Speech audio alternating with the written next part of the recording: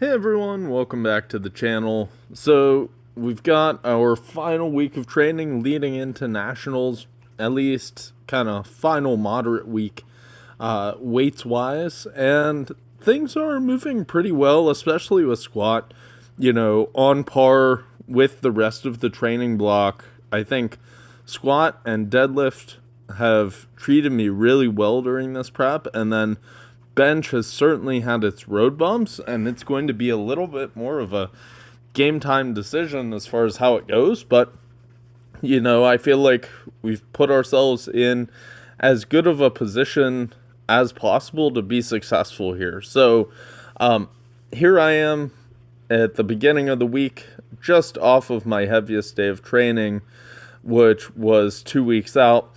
So I had 555, or I guess on this bar, 560 pounds, 4 sets of 5. And those moved really well, as you can see. Definitely still fatigued, but that's okay. We're kind of, at this point, at the top of the taper, and volume and intensity is going to start rolling off, which will hopefully pay dividends on meet day.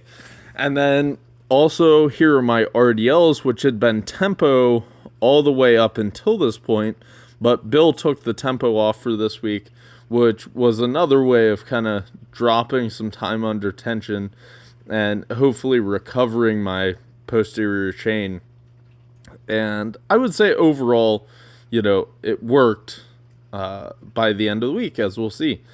So day 2 here, I had some touch and go, or no, I guess it was pause bench triples for my bench day. Like I said, my pec has been bothering me. It's been sore a little bit. As you can see, this moves really well.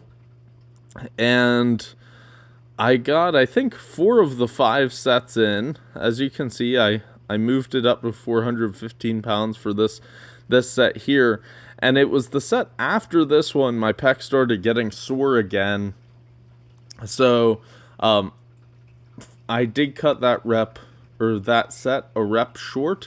It wasn't like I failed it or anything like that, but just getting sore. And it's an upper pec, so it mostly bothers me on the unrack, which is weird, and at the very top as I'm finishing the press. But overall, still feeling very strong. As you can see, those moved really fast. Now, we're skipping all the way to day 3 because day 4, instead of any sort of deadlifting, as per usual, I just had some leg press sets of 8 and then accessory work, leg extensions, leg curls, triceps, all that good stuff. So I didn't record any of that. Just trying to be time efficient in the gym.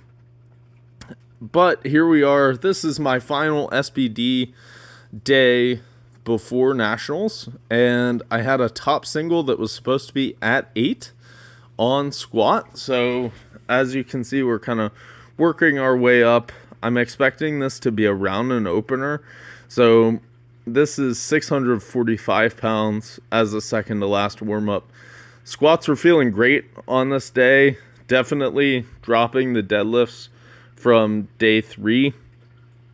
I felt more recovered than usual, and my back was feeling a little bit more fresh. So still moving well. I can still tell we're carrying a decent amount of just fatigue still, systemically, I guess you would call it. But I think one more week of just getting calories in and getting set to compete, dropping some volume is going to take that away. This is my last warm-up here before my top single. This is 695 pounds. And as you'll see, moves really smoothly. So very excited with how that moved. I'd probably rate that something like a 6 or 7. Think I could have easily done that for a set of 5. And then my top single here, which is 740 pounds. And it's just crazy to think back, this is 10 pounds less than my top single leading into the North American Championships over the summer. And just 3 years ago in 2021, this is 4 pounds less than what was my third squat at that competition. And as we can see, this certainly moves like an opener. So I fully expect this to be right around, if not a little bit less than what I open with on game day. Now on to bench. Bench felt decent, I would say. Like I said, had that pec soreness, so I was being a little bit tentative. You'll see this 425-pound bench moves nice and smooth. You can tell I'm not as fast at the lockout just because I'm tentative with it. Then I went with 440, and the plan was I would take one more jump if this went well.